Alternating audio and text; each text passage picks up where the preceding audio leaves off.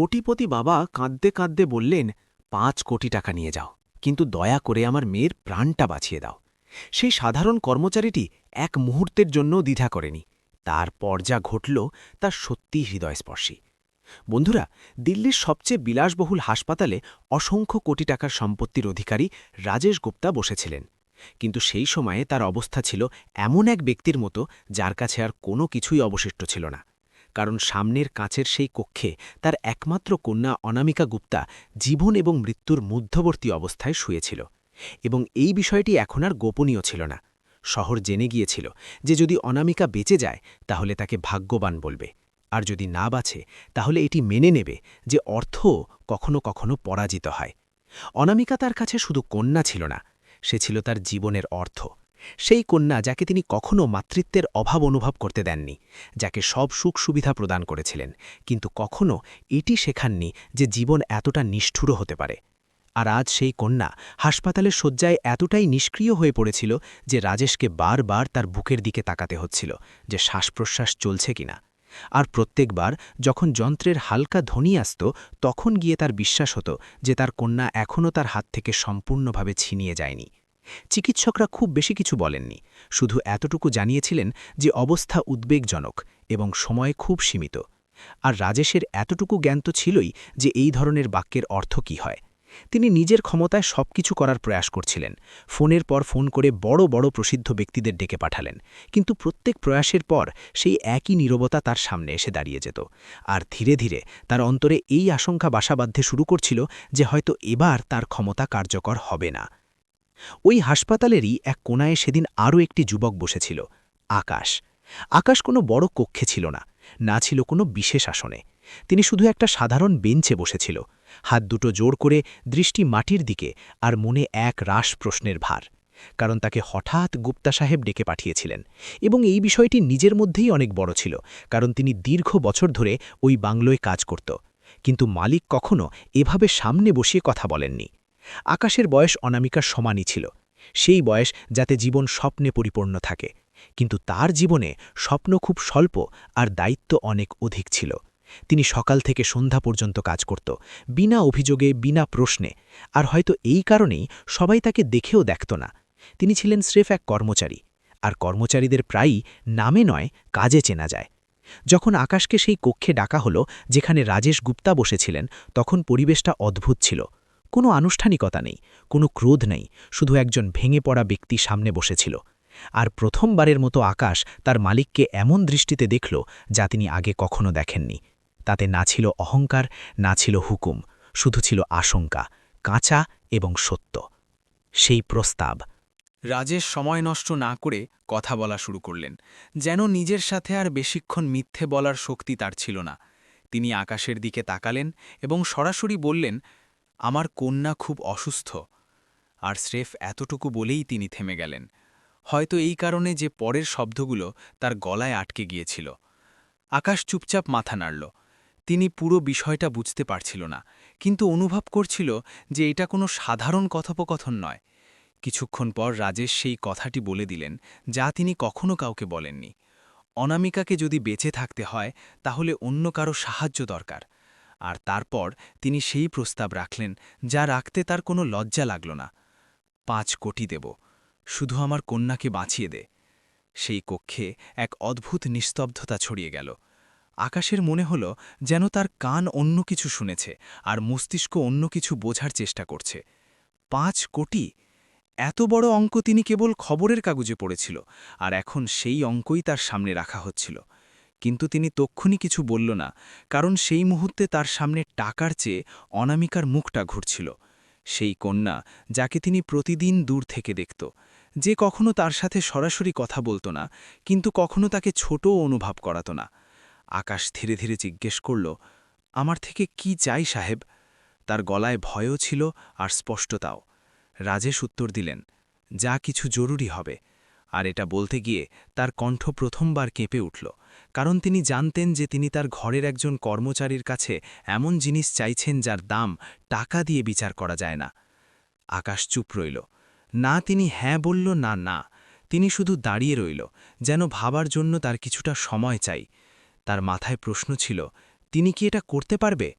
তিনি কি সারা জীবন ঠিক থাকতে পারবে? সমাজ কি তাকে এর অনুমতি দেবে? আর সবথেকে বড় প্রশ্ন এই যে তিনি যদি না করে দেয়, তাহলে কি তিনি নিজেকে কখনো ক্ষমা করতে পারবে? অন্যদিকে রাজেশ গুপ্তা বসেছিলেন, যার চোখে প্রথমবার আশা দেখা যাচ্ছিল। আর এই আশা কোনো চুক্তির নয়, কোনো মানুষের ওপর বিশ্বাসের ছিল। অনেকক্ষণ পর আকাশ শুধু এতটুকু বলল, আমাকে ভাবতে দিন। আর এই বলে তিনি বাইরে বেরিয়ে গেল, কারণ তিনি জানত যে এই সিদ্ধান্ত তার জীবনের সবথেকে বড় সিদ্ধান্ত হতে চলেছে। আর সেই সিদ্ধান্তের প্রভাব শুধু তার ওপর নয়, বরং সেই কন্যাটির ওপরও পড়বে, যার শ্বাস এখন আর কারো হাতে নয়, হয়তো তার হাতে আসতে চলেছে।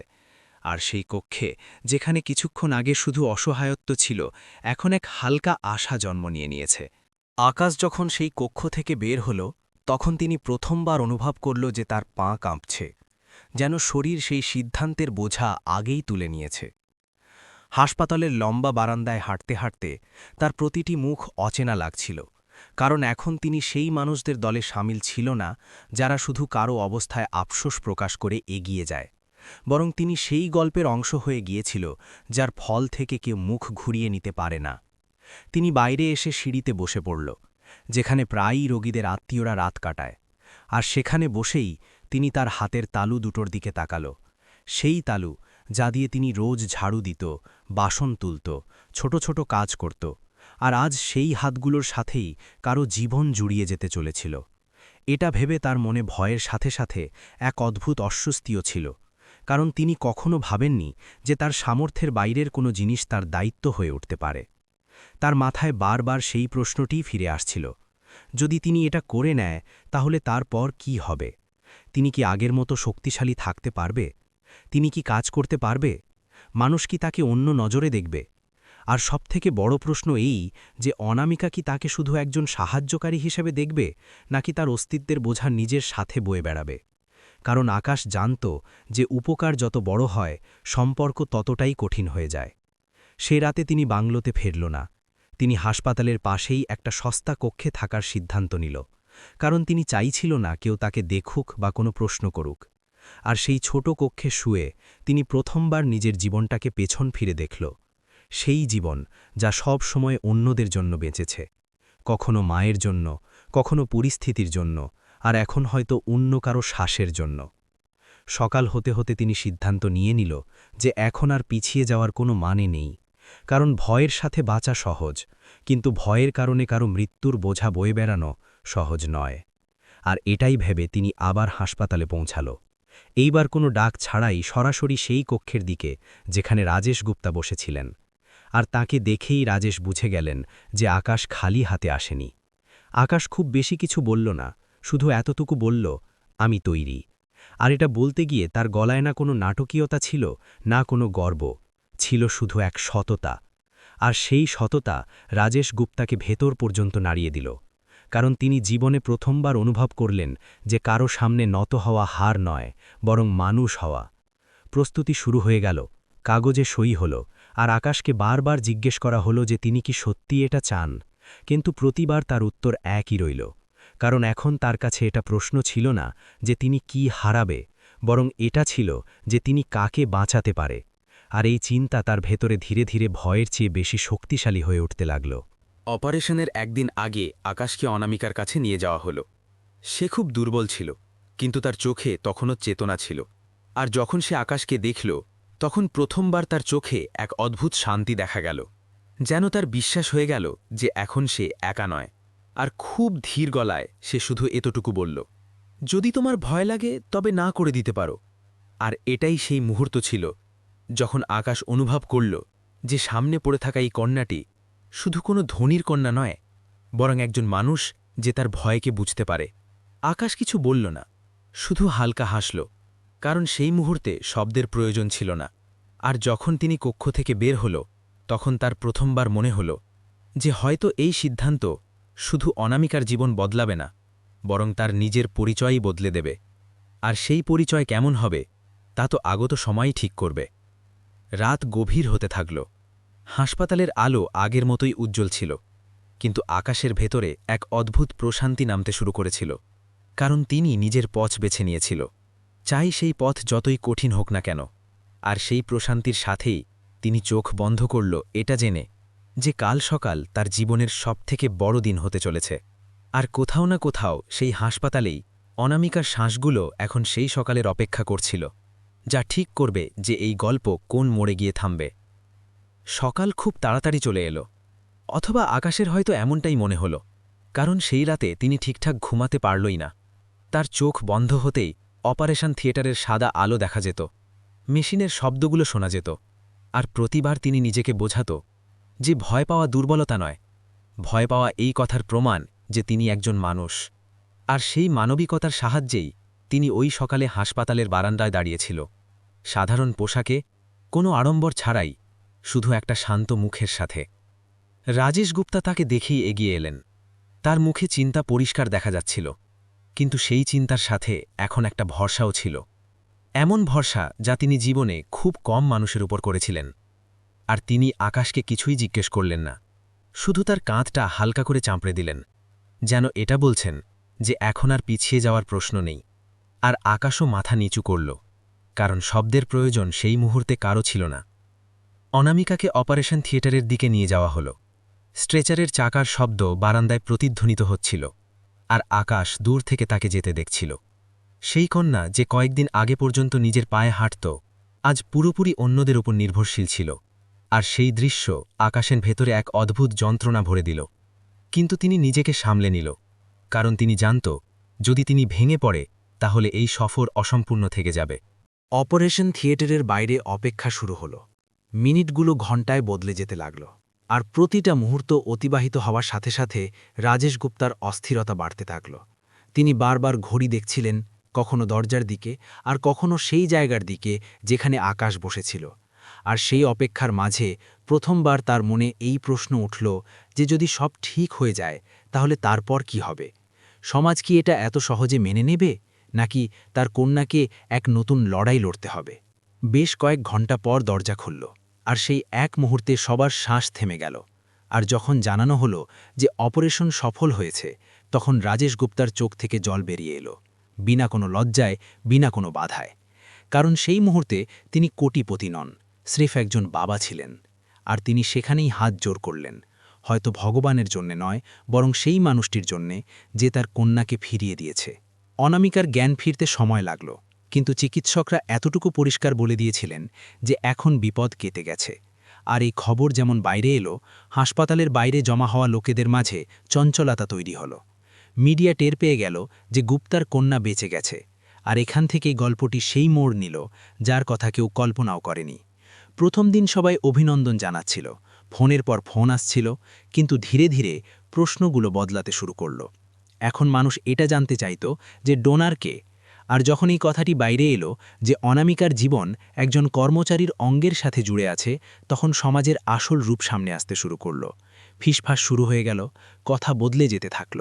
আর কিছু মানুষ তো প্রকাশ্যে বলতে শুরু করল যে এখন ওই কন্যাটির জীবন আর আগের মতো হতে পারে না।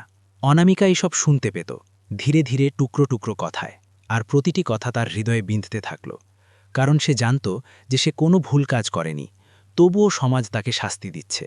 সে রাতে জেগে জেগে এটা ভাবতে শুরু করল যে তার জীবন কি এখন শুধু একটা আলোচনার বিষয় হয়েই থেকে যাবে, এবং সে কি কখনো সাধারণ মানুষের মতো বাঁচতে পারবে? আকাশও এসব জানতে পারল, এবং তিনি নিজেকে অনামিকার থেকে দূরে রাখার চেষ্টা করতে লাগল, কারণ তিনি চাইত না তার জন্যে অনামিকার দিকে আরও আঙুল উঠুক। তিনি চুপচাপ সুস্থ হওয়ার চেষ্টা করতে থাকল, নিজের ব্যথার চেয়েও সেই ভয় নিয়ে যে তার করা কাজ যেন কারো জীবনকে আরও কঠিন না করে তোলে। রাজেশ গুপ্তা এসব দেখছিলেন, প্রতিটি কটাক্ষ, প্রতিটি ফিসফাস, প্রতিটি প্রশ্ন। আর প্রথমবারের মতো তিনি বুঝতে পারছিলেন যে আসল লড়াই রোগের সাথে নয়, সমাজের সাথে, এবং এই লড়াই টাকা দিয়ে জেতা সম্ভব নয়। আর সেই অনুভবের সাথেই তিনি একটি সিদ্ধান্ত নিতে শুরু করলেন, এমন সিদ্ধান্ত যা আগামী অধ্যায়গুলোতে সব কিছু বদলে দিতে চলেছিল। আর হাসপাতালের সেই বারান্দায়, যেখানে কিছুদিন আগে ভয় ছিল, এখন সেখানে এক নতুন যুদ্ধের প্রস্তুতি শুরু হয়ে গিয়েছিল। এমন এক যুদ্ধ যা জীবন দিয়ে নয়, চিন্তা দিয়ে লড়তে হতো। হাসপাতাল থেকে বের হতেই রাজেশ গুপ্তা প্রথমবারের মতো অনুভব করলেন যে তিনি তার কন্যার প্রাণ তো বাঁচিয়ে নিয়েছেন, কিন্তু হয়তো তার জীবনকে এমন এক মোড়ে এনে দাঁড় করিয়ে দিয়েছেন যেখানকার সামনের রাস্তা আগের চেয়ে অনেক বেশি কঠিন। কারণ রোগের সাথে লড়াই করা সহজ, কিন্তু সমাজের সাথে নয়। আর এই কথাটি তিনি তখন বুঝতে পারলেন যখন অনামিকা সুস্থ হতেই সেই সব মানুষ যারা গতকাল পর্যন্ত হাসপাতালের বাইরে প্রার্থনা করছিল আজ ঘরে ফিরতেই ফিসফাসে বদলে গিয়েছিল। খবর ছড়াতে দেরি হল না। কেউ নাম নিল না, কিন্তু কথা পরিষ্কার ছিল, কন্যাটি একজন কর্মচারীর অঙ্গ দিয়ে বেঁচে আছে। আর এই কথাটি যেমনই সমাজের কানে পড়ল, সমাজ তার সবথেকে জঘন্য রূপ দেখাতে শুরু করল। আত্মীয়দের ফোন আসা বন্ধ হয়ে গেল। যারা রোজ বাড়ি আসত তারা অজুহাত দিতে শুরু করল, আর যারা এলো তাদের চোখে আগের মতো আপনত্ব ছিল না, বরং এক অদ্ভুত কৌতূহল আর মাপযোগ ছিল, যেন তারা অনামিকাকে মানুষ নয় বরং কোনো প্রশ্ন ভেবে দেখছিল। অনামিকা এসব বুঝতে পারছিল, যদিও কেউ তাকে সরাসরি কিছু বলতো না, কিন্তু নীরবতাও অনেক কিছু বলে দেয়। আর সেই নীরবতা এখন তার ঘরে সারাক্ষণ বিরাজ করত। সে আয়নার সামনে দাঁড়িয়ে নিজেকে দেখত আর ভাবত যে সে কি সেই কন্যাটি যে কয়েক সপ্তাহ আগে ছিল, নাকি এখন তার পরিচয় তার নামের চেয়ে বেশি সেই অঙ্গের সাথে জড়িয়ে গেছে যা অন্য কারো শরীর থেকে এসেছে। আর এই চিন্তা তাকে ভেতর থেকে ভাঙতে শুরু করল। বিয়ের কথা যখন প্রথমবার উঠল তখন রাজেশ গুপ্তার আশা ছিল যে সব সাধারণ হবে, কিন্তু প্রথম আলোচনাতেই তিনি বুঝতে পারলেন যে সমাজ তার রায় শুনিয়ে দিয়েছে। মানুষ ঘুরিয়ে ফিরিয়ে সেই একই প্রশ্ন জিজ্ঞাসা করছিল, একই কথা বারবার বলছিল, আর শেষে কথা সেখানেই এসে থেমে যেত যেখানে কেউ পরিষ্কার ভাষায় কিছু বলতো না, কিন্তু সব কিছু বলে যেত। আর প্রতিবার রাজেশের মনে হতো যেন তার কন্যাকে আবার সেই শয্যায় শুইয়ে দেওয়া হয়েছে যেখান থেকে সে অনেক কষ্টে বের হয়ে এসেছিল। অনামিকা একদিন সাহস করে বলল, পাপা, যদি আমার জন্যে আপনাকে এসব শুনতে হয় তবে বিয়ের দরকার নেই। আর এটা শুনে রাজেশ প্রথমবারের মতো অনুভব করলেন যে রোগ তার কন্যার শরীরকে নয়, আত্মসম্মানকে বেশি চোট পৌঁছে দিয়েছে। সেই রাতে তিনি অনেকক্ষণ ঘুমাতে পারলেন না, কারণ তার মনে হচ্ছিল তিনি একটি জীবন বাঁচানোর জন্য দ্বিতীয় জীবনটিকে সমাজের হাতে তুলে দিয়েছেন। ওদিকে আকাশ নিজের লড়াই লড়ছিল। অপারেশনের পর তার শরীর দুর্বল ছিল, কিন্তু তার চেয়ে বেশি দুর্বল তার মন হচ্ছিল, কারণ তাকে প্রতিদিন এই ভয় তাড়া করে বেড়াত যে তার জন্যে অনামিকার জীবন যেন আরও কঠিন না হয়ে যায়। তিনি জানত যে মানুষ তার নামের চেয়ে বেশি তার সামাজিক অবস্থানকে দেখবে, আর এটাই ভেবে তিনি ধীরে ধীরে নিজেকে ওই বাড়ি থেকে আলাদা করতে শুরু করল। কাজে কম আসা, নজর এড়িয়ে চলা, যেন তিনি নিজের অস্তিত্ব দিয়েই কারোর উপর বোঝা না হয়ে যায়। একদিন রাজেশ এসব দেখে ফেললেন, আকাশের নীরবতা, তার পিছিয়ে যাওয়া, আর তখন প্রথমবারের মতো তিনি তাকে ডেকে বসালেন, মালিক আর কর্মচারীর পার্থক্য ছাড়াই, আর বললেন, তুমি পালাচ্ছ কেন? আকাশের কাছে কোনো উত্তর ছিল না, কারণ তিনি সত্যিটা কিভাবে বলতো যে তিনি পালাচ্ছেন না, শুধু অন্যদের জীবন সহজ করার চেষ্টা করছেন। আকাশ মাথা নিচু করে বলল, সাহেব, আমার জন্য মানুষ আপনার কন্যাকে অন্য নজরে দেখছে। আর এটা শুনে রাজেশ গুপ্তার চোখ ভরে এলো, কারণ প্রথমবারের মতো তিনি অনুভব করলেন যে তার কন্যাকে জীবন দিয়েছে সেই এখন নিজেকে অপরাধী ভাবছে। আর সেই মুহূর্তেই রাজেশের ভেতরে কিছু একটা ভেঙে আবার জুড়ে গেল, এক নতুন সিদ্ধান্ত আকার নিতে লাগল। সেই সন্ধ্যায় তিনি অনামিকাকে ডাকলেন, আকাশকে ডাকলেন, এবং কোনো ভূমিকা ছাড়াই, কোনো ভয় ছাড়াই তিনি সেই কথাটি বলে দিলেন যা তার মনে অনেক দিন ধরে ছিল। সমাজ যদি আমার কন্যাকে প্রত্যাখ্যান করে থাকে, তবে এখন সমাজকেই জবাব দিতে হবে। আকাশ কিছু বলার আগেই রাজেশ আগে বলে উঠলেন, যে অঙ্গ দিয়ে আমার কন্যার জীবন চলছে, দুনিয়া তাকে নোংরা বলছে, তবে এখন সেই মানুষের সাথেই আমি তার জীবন জোড়াতে চাই। ঘরে নিস্তব্ধতা নেমে এলো। অনামিকার চোখে জল ছিল, ভয় আর স্বস্তি দুটোই। আর আকাশের শ্বাস দ্রুত হয়ে গেল, কারণ তিনি কখনো স্বপ্নেও ভাবেননি যে এই কথাটি এইভাবে বলা হবে।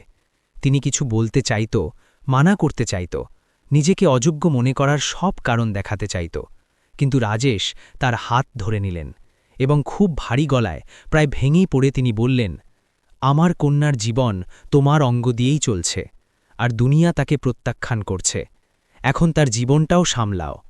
আর সেই মুহূর্তেই ওই ঘরে গল্পটি নিজের সবথেকে বেদনাদায়ক এবং সবথেকে সত্য মোড় নিল, এমন এক মোড় যেখানে সিদ্ধান্ত এখন আর শুধু ভালোবাসার নয়, সাহসেরও ছিল।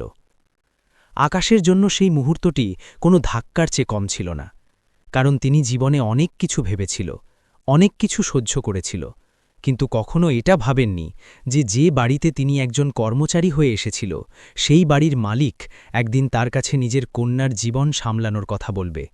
আর সেটাও এমন শব্দে যাতে না ছিল কোনো করুণা, না ছিল কোনো বাধ্যবাধকতা, বরং ছিল এক ভেঙে পড়া বাবার সত্য। আর আকাশের চোখের সামনে যেন তার পুরো জীবনটা ঘুরে গেল।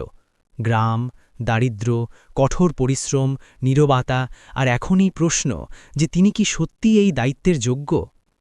অনামিকা কিছুক্ষণ কিছু বলল না। তার চোখ দিয়ে জল পড়ছিল, কিন্তু সে কাঁদছিল না। সে হয়তো প্রথমবারের মতো নিজেকে এত হালকা অনুভব করছিল, কারণ মাসখানিক ধরে সে যে বোঝা একা বয়ে বেড়াচ্ছিল, সমাজের নজর, সম্পর্কের ভাঙন, প্রশ্নের হুল, সে প্রথমবার অনুভব করল যে কেউ তাকে কোনো শর্ত ছাড়াই আপন করে নেওয়ার কথা বলছে। আর সে জানত যে এই প্রস্তাব দয়ার নয়, সমতার। তবুও ভয় ছিল, কারণ সমাজকে চ্যালেঞ্জ জানানো সহজ হয় না। আকাশ খুব ধীর গলায় বলল, সাহেব, লোকে কি বলবে? আর এই প্রশ্ন কোনো কাপুরুষের ছিল না, বরং সেই মানুষের ছিল যে জীবনে কখনো নিজের জন্য কিছু চায়নি। আর রাজেশ গুপ্তা সেই একই শান্তিতে উত্তর দিলেন, লোকে তো এ পর্যন্ত অনেক কিছুই বলে দিয়েছে। আর এটা বলতে গিয়ে তার মুখে প্রথমবারের মতো এক অদ্ভুত প্রশান্তি দেখা গেল, যেন তিনি সমাজের তোয়াক্কা করা ছেড়ে দিয়েছেন। বিয়ের সিদ্ধান্ত সহজ ছিল না। প্রতিবাদ হল, আত্মীয়রা মুখ ফিরিয়ে নিল। কিছু মানুষ খোলাখুলি বলল যে এটা ঠিক নয়, আর কিছু মানুষ চুপ থেকে নিজেদের অসম্মতি জানাল।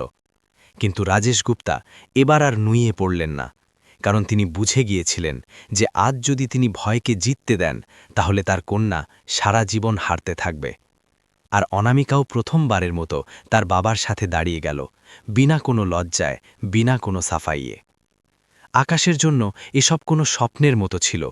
তিনি নিজেকে আয়নায় দেখে বারবার এটাই ভাবত যে তিনি কি সেই যুবকটি যাকে মানুষ নামে চিনত না। আর এখন সেই যুবকটি সমাজের সামনে দাঁড়িয়ে নিজের অস্তিত্বের জবাব দিতে যাচ্ছে। তার ভেতরে ভয় এখনও ছিল, কিন্তু সেই ভয়ের চেয়ে বড় এক অনুভূতি ছিল, সম্মানের, আপনত্বের। আর এই অনুভূতি তিনি কখনো কেনেননি, এটা তিনি পেয়েছিল। বিয়ে খুব সাদামাটাভাবে হল, কোনো বড় শোরগোল নেই, কোনো দেখানো নেই, শুধু কিছু মানুষ, কিছু চোখের জল, আর অনেকখানি সত্য।